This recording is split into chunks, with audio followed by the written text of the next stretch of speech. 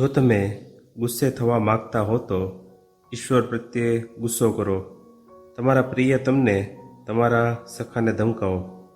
તમે બીજા કોને નિર્ભયપણે ધમકાવી શકશો? મરણાધીન માનવી તમારા ગુસ્સાને ચૂપચાપ ધૈર્યપૂર્વક સહન કરશે નહીં, તેની પ્રતિક્રિયા થશે.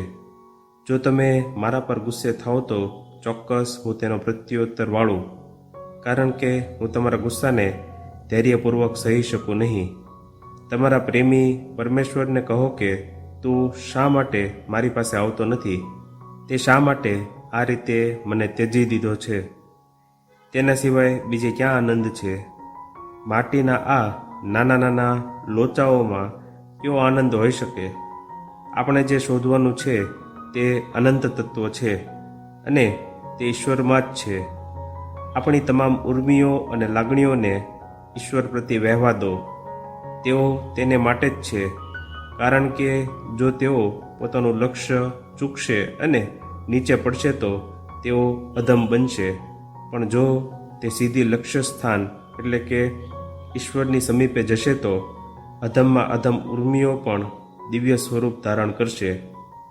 માનવીના શરીર અને મનની તમામ શક્તિઓ પોતાની જાતને ગમે તેવી રીતે વ્યક્ત કરતી હોય તો પણ આખરે તેમનું એકમાત્ર લક્ષ્ય સ્થાન એકાયન પરમેશ્વર છે.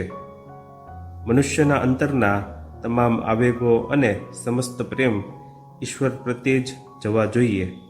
તે જ આપણો પ્રેમ પાત્ર છે. આ હૃદય અન્ય કોને ચાહી શકે?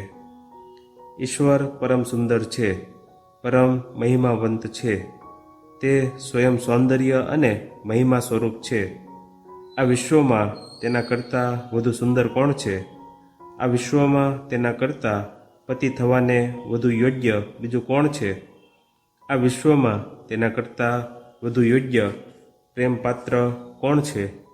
એટલા માટે તે જ પતિ બને અને તે જ પ્રિયતમ બને.